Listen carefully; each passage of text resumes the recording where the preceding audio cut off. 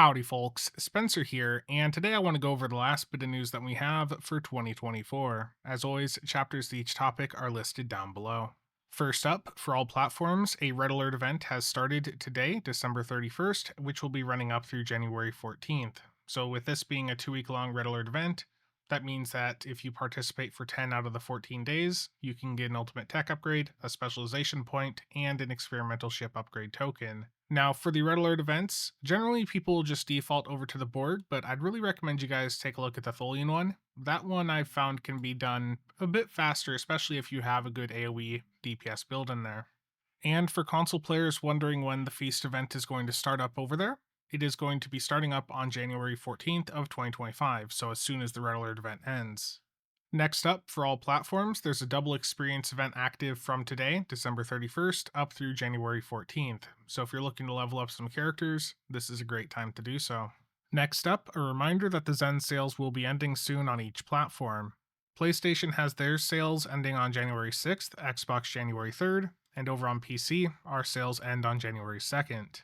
And for Arc on PC, I believe the STO Holiday 15 discount code I previously talked about will expire on the 2nd as well, so make sure you pick up your Zen sooner rather than later, especially on PC.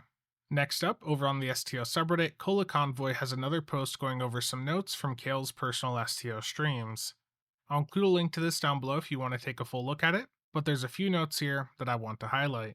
First up, Cryptic won massively OP's Games with the Stormiest Future award, and Kael said he was surprised that they knew stuff about Cryptic that Cryptic had tried to keep secret. So I took a look through the article, and nothing in there really stood out. The only thing I found that he might have been referring to was the de facto dissolution of Cryptic, but that is something we knew was going to happen as soon as we learned of the transition over a year ago, so that wasn't really a secret. Second, regarding the lack of legendary ships recently, Kael said it is simply due to the team wanting to keep legendary ships as a special thing. Now, given we saw legendary bundles appearing at an increasing rate under Cryptic, especially with both the First Strike and Legendary Battlecruiser bundles both dropping in 2023, both of which were quite popular, I find this a bit hard to believe. Personally, I felt that the lack of legendary ships was more likely due to the time constraints given everything going on with the transition, and I certainly hope we don't see legendary ships becoming rare, as there's many older ship lines that really need a modern set of stats, especially for the non-Federation factions. And the last note here is regarding reputations. Cryptic had wanted to make an alliance reputation, but it didn't happen due to the team getting smaller and them just not having enough resources for it. Now, as I've talked about in prior videos, I hope we see that change under Deca, because the game needs more long-term content like reputations and fleet holdings to help keep people engaged.